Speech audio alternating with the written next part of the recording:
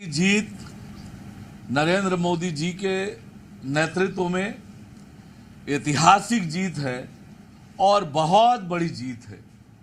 10 साल सरकार में रहने के बाद तीसरी बार बहुमत के साथ सरकार में आना ये बहुत बड़ी उपलब्धि है। जो 1962 के बाद हो रहा है तो ये बहुत बड़ी उपलब्धि है। ये देश की जनता का नरेंद्र मोदी जी के ऊपर भरोसा और नरेंद्र मोदी जी को जनता का ये आशीर्वाद है, जिन्होंने 10 सालों में देश की दशा और दिशा बदली है, आम लोगों के जीवन साकार किया है, एक भारत श्रेष्ठ भारत को पूरा किया है, देश को आंतरिक और बाह्य रूप से सुरक्षित किया है, दुनिया में भारत का मान सम्मान और गौरव बढ़ाया है, देश को भ्रष्टाचार मुक्त शासन दिया है।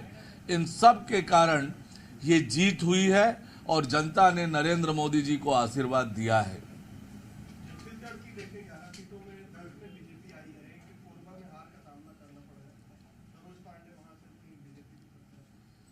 छत्तीसगढ़ में भी जो भारतीय जनता पार्टी की जीत हुई है, 11 में से 10 सीटें जीती है, ये बहुत बड़ी जीत और ऐतिहासिक जीत है।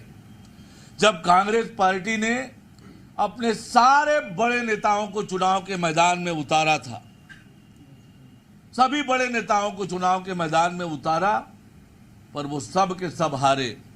पूर्व मुख्यमंत्री न केवल स्वयं हारे, उनके गृह लोकसभा क्षेत्र में कांग्रेस की दुर्दशा हुई। 4.5 लाख वोटों से वहां प्रत्याशी कांग्रेस के हारे। उनके जो नजदीकी और खास लोग थे, जिन्होंने उन्हें टिकट दिलाई थी, उन्होंने बड़े बड़े नेता, उन सब को भी जनता ने नकारा है।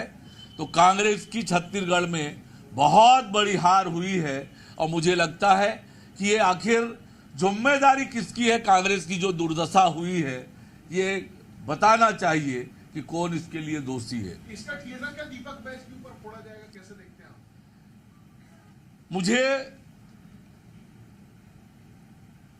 ये कहना है कि आखिर छत्तीसगढ़ में कांग्रेस के सबसे बड़े नेता कौन हैं?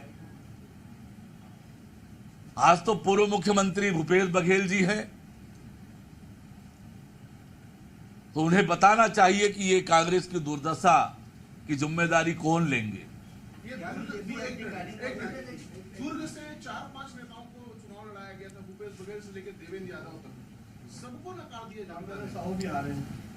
वही मैंने कहा कि कांग्रेस ने अपने सारे बड़े नेताओं को चुनाव के मैदान में उतारा था, सभी के सभी को जनता ने नकारा और पराजय का मुंह देखना पड़ रहा है।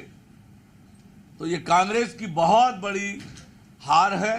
कांग्रेस की छत्तीसगढ़ में क्या दुर्दशा है, ये इसी से समझ में आता है। दूसरे जगहों के नेताओं को दूसरी लोकसभा सीटों पर लड़ाना, क्या ये नुकसान जो है वो कांग्रेस को उठाना पड़ा, क्योंकि सरोज पांडे भी दूर से आती हैं और उनको कोरबा में लड़ाया गया, नुकसान उठाना पड़ा? मैंने आपसे यही कहा कि कांग्रेस ने अपने सभी बड़े नेताओं को चुनाव के मैदान में उतारा था। बड़ा असर उड़ीसा में भी पड़ा है। सर, किन योजनाओं का असर देख रहे हैं महतारी वंदन के अलावा?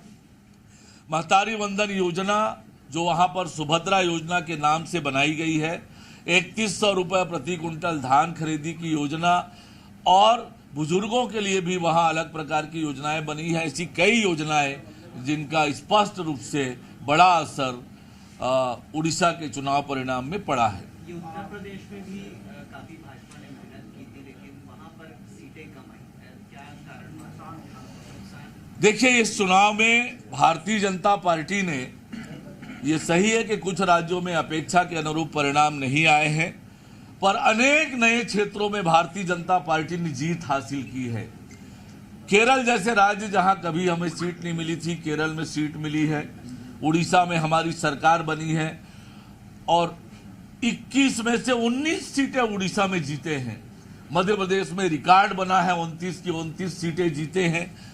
तो ये समग्र रूप से जब हम देखेंगे तो इस लोकसभा का चुनाव का परिणाम न केवल भारतीय जनता पार्टी के लिए, एनडीए के लिए भी ऐतिहासिक और बहुत बड़ी जीत है। ये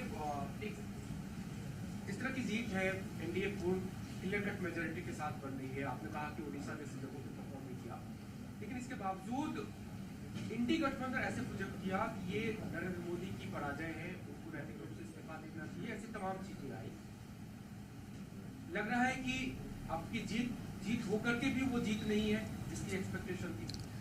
देखिए, इस जीत का बारीकी से विश्लेषण करने की जरूरत है। इंडी गठबंधन और विपक्षी दल अपनी पीठ थपथपाएं, भ्रम फैलाने का काम करें, लेकिन जैसे मैंने कहा कि 1962 के बाद किसी प्रधानमंत्री को तीसरी बार प्रधानमंत्री बनने के लिए बहुमत मिला हो, ये 1962 के बाद पहली बार देश में हो रहा है। और इसलिए ये जीत एनडीए की, ये जीत भारतीय जनता पार्टी की बहुत बड़ी और ऐतिहासिक है। ये अयोध्या विकास को भारतीय जनता पार्टी